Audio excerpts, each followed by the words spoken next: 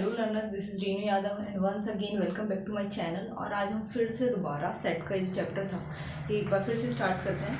तो बिना देरी करे हुए स्टार्ट करते हैं। चलो बात करते हैं एम्प्टी सेट की कि एम्प्टी सेट होता क्या है। देखो एम्प्टी से मतलब पता ही आपको पता चल रहा होगा, खाली। जो चीज़ खाली होती है उसे एम्प्टी बोल देते हैं। A set that contain no element, एक सेट जिसके अंदर कोई भी एलिमेंट ना हो, that's called the empty set. मान लो हमने कहा कि हमारे घर में 7 फीट से ऊपर के जितने भी लोग हैं उनका कलेक्शन। तो भाई हमारी फैमिली में तो 7 फीट से ऊपर के कोई भी लोग नहीं है, तो फिर हम क्या कहेंगे, वो सेट हमारा कैसा हो गया, एक एम्प्टी सेट हो गया। अब ऐसे ही यहाँ पर दिया हुआ है a set of the month less than 15 days, एक ऐसा मंथ जिसमें क्या हो, 15 से कम दिन हो सेट। तो भाई ऐसे तो कोई मंथ ही नहीं होते जिनमें 15 से कम दिन हो, तो ऐसा का कलेक्शन कहाँ से लाएंगे। तो ये भी क्या है, हमारा एक एम्प्टी सेट हो गया भाई। अब यहाँ पर इन्होंने बोला कि कोई हमारे पास एक सेट है, मान लो वो ए सेट है जिसमें कि यहाँ पर x बिलोंग्स टू r और x स्क्वायर इक्वल्स टू -1। अब ये क्या कह रहे हैं, x belongs to r, x जो है वो मेंबर है r का, और हम जानते हैं कि जो मेंबर हमारा r का होता है वो अपने आप में ही एक नंबर होता है। वो किसी भी नंबर का जो स्क्वायर होता है वो कभी भी नेगेटिव नहीं होगा भाई, क्योंकि जो भी हमारा जैसे रियल नंबर का कोई भी नंबर है, या तो वो x है तो वो अपने आप में ही -1 है, x है तो अपने आप में ही 2 है। तो इसी टाइप से यहाँ पर किसी भी नंबर का जो स्क्वायर है, कभी भी रियल नंबर का जो स्क्वायर है वो -1 नहीं होगा, इसलिए डज नॉट एग्जिस्ट।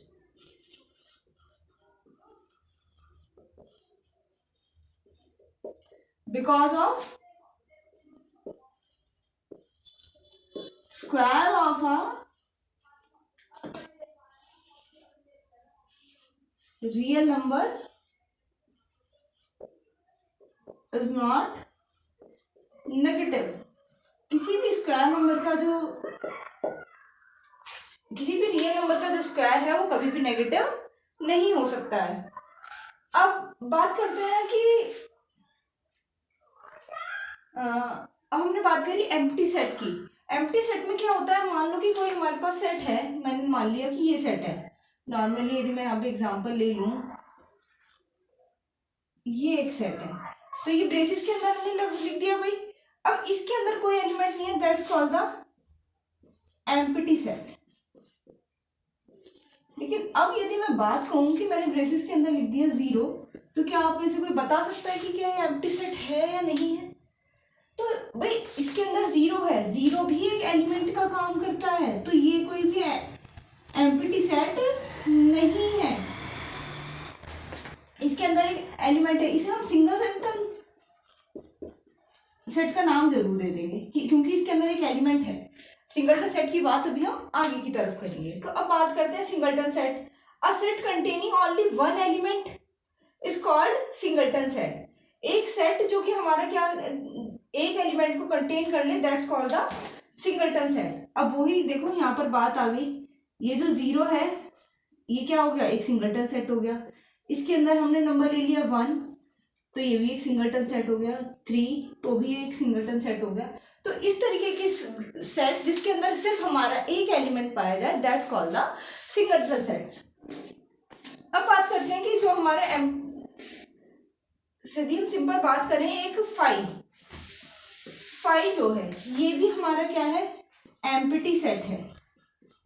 लेकिन यदि हम इसे ही ब्रेसिस के अंदर लिख दें तो ये हमारा एम्प्टी सेट नहीं है। बट आई थिंक आपको यहाँ तक की बात समझ आ गई होगी। अब बात करते हैं इक्वल सेट्स। कौन से सेट्स होते हैं जो इक्वल होते हैं भाई, जिनमें सब चीज बराबर हो, that's called the equal set. Is that if they have exactly the same elements, जिनमें क्या हो, सेम एलिमेंट्स हो। लाइकली हमने ले लिया P इक्वल्स टू एक सेट जिसमें ABC है, और दूसरा हमने एक सेट ले लिया Q जिसके अंदर फिर से ABC है, तो that's called the equal set. ये सेट्स हमारे क्या कहलाएंगे भाई, इक्वल सेट कहलाएंगे, क्योंकि इनमें ABC तीनों एलिमेंट है। सिमिलरली यहाँ भी ABC तीनों ही एलिमेंट्स हैं, तो ये हमारे क्या कहलाएंगे भाई, इक्वल सेट्स कहलाएंगे। ये हम कहेंगे कौन से सेट्स होंगे जो इक्वल नहीं होंगे। मान लो कि हमने एक सेट ले लिया P, इसके अंदर तो है ABC ही टाइप के एलिमेंट्स, और Q है जिसमें है CDE टाइप के एलिमेंट्स। तो ये जो सेट्स हैं हम कहेंगे both are not the equal sets. Got it. अब बात करते हैं cardinal number. The number of elements in a set. एक सेट के अंदर जितने एलिमेंट्स होते हैं नंबरिंग में, that's called the cardinal number and denoted by n A. और उसे हम किससे डिनोट करते हैं? एन ए से डिनोट करते हैं। एग्जाम्पल जैसे 1 2 3, तो इसमें कितने एलिमेंट्स हैं भाई? 3 है। तो इसकी जो कार्डिनलिटी हो गई वो क्या हो गई भाई? हमारी 3 हो गई। तो ये हमारा क्या हो गया? इसका कार्डिनल नंबर हो गया। अब यहाँ पर देखिए cardinality of a infinite number. Infinite number की कार्डिनलिटी हम क्या डिफाइन करेंगे भाई? कोई नंबर है वो इनफाइनाइट है, इनफाइनाइट के बारे में हम कोई काउंटिंग ही नहीं कर सकते, we are can not be count. Then फिर हम उसकी काउंट क्या कार्डिनलिटी के बारे में कहेंगे? Does not exist.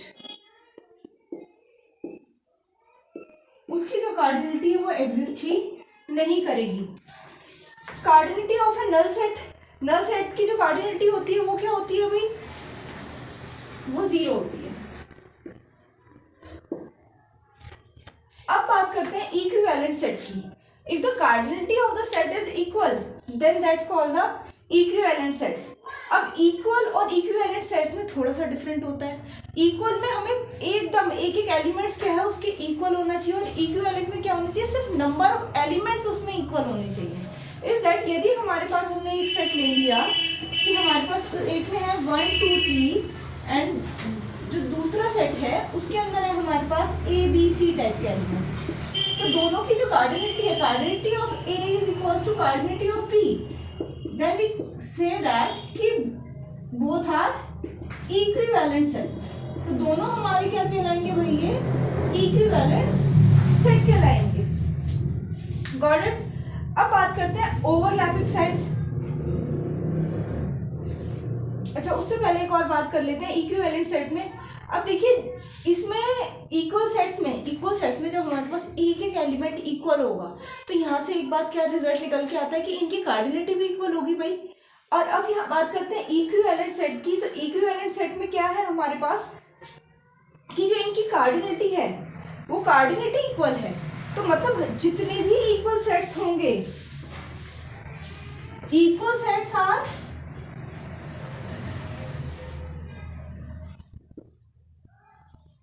always equivalent, but the inverse is not true.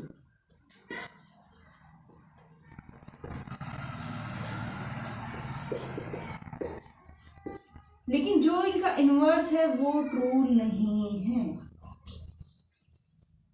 बस समझ पा रही हूँ कि आई थिंक आप सभी को ये इस बात समझ आ रही होगी। अब बात करते हैं ओवरलैपिंग सेट्स की। ओवरलैप कर जाना भाई, किसी चीज को ओवरलैप कर जाना मतलब कि उसके पास फिर से वही चीज हो जाना। तो यही बात यहाँ पर है। If they have the at least one element is common, यदि किसी के पास कम से कम एक एलिमेंट कॉमन है, that's called the overlapping sets. तो ओवरलैपिंग सेट्स के लिए हमने ले लिया यहाँ पर जैसे 1 2, एक सेट नाम दे देते हैं जरा, इसका बेचारे का नामकरण करना बहुत जरूरी है। 1 2 3 और B जो है वो है हमारे पास 3 4 5। तो यहाँ पर जो कॉमन एलिमेंट्स है वो क्या है? 3 है। तो ये दोनों सेट्स कहेंगे कि हम both A and B are overlapping sets. I think so that कि आप सभी को यहाँ तक का काफ़ी अच्छे से समझ आया होगा। और मेरे इंस्टाग्राम चैनल पर भी मेरे को फॉलो कर लीजिएगा, वहाँ पर मैं डेली जो यहाँ क्लास करा रही हूँ उसी से रिलेटेड क्वेश्चन भी अपडेट कर रही हूँ। तो KVS से मैं अपनी जीत हासिल करने के लिए मुझसे लगातार डेली जुड़े रहिएगा। तब तक के लिए गुड बाय, बाय बाय।